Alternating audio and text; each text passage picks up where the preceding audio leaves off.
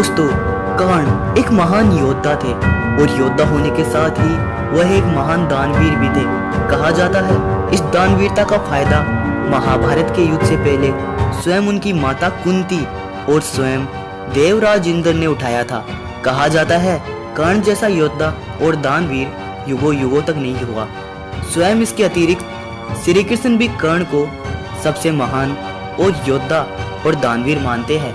कहा जाता है अपने अंतिम समय में कर्ण ने स्वयं भगवान श्री कृष्ण को भी कुछ ना कुछ दान में दिया था और उनकी दानवीरता से प्रसन्न होकर स्वयं श्री कृष्ण ने उन्हें वरदान भी दिया था। लेकिन दोस्तों, कर्ण ने अपने अंतिम समय में अपने शत्रु अर्थात अपने भाई अर्जुन को मरते हुए क्या दिया, तो जानेंगे आज इस वीडियो में।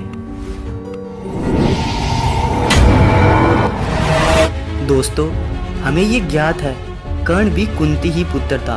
वह पांडवों का ज्येष्ठ है, लेकिन माता कुंती ने विवाह से पूर्व ही उनको जन्म दे दिया और कारणवश उन्हें कर्ण को त्यागना पड़ा, जिसके पश्चात कर्ण को एक सूत ने पाला और महाभारत के युद्ध से पहले दुर्योधन ने कर्ण से मित्रता की और कर्ण को एक नई पहचान दी। इसके बदले कर्ण ने दुर्योधन को आजीवन उनकी मित्रता का वचन दे दिया। कहा जाता है कर्ण ने दुर्योधन की कई बार सहायता की और उनके प्राण बचाए, किंतु फिर भी दुर्योधन एक महान पापी था।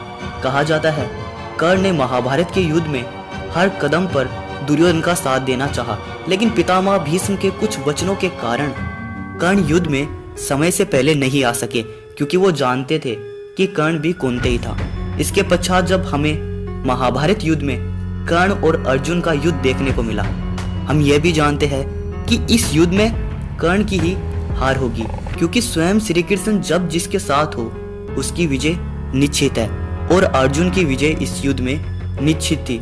किंतु कर्ण के पराक्रम को देखकर स्वयं श्री कृष्ण भी यह मानने को तय नहीं थे कि अर्जुन इस युद्ध में विजय प्राप्त कर सकता है। इसीलिए श्री कृष्ण की सहायता से कर्ण से उनके कवच और कुंडल को दूर किया गया। कहा जाता है इसके पश्चात जब महाभारत युद्ध हुआ तब भी कर्ण अर्जुन के समक्ष महान चुनौती पेश कर रहे थे और कर्ण के इसी पराक्रम को देखकर युद्ध के दौरान ही स्वयं श्री कृष्ण भी कर्ण की प्रशंसा करने लगे।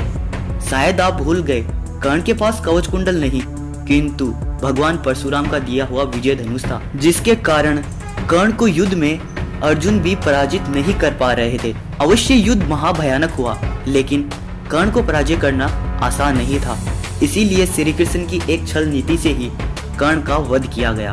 कर्ण के रथ का पहिया धरती में जब धंस गया तब कर्ण को युद्ध में पराजित किया गया।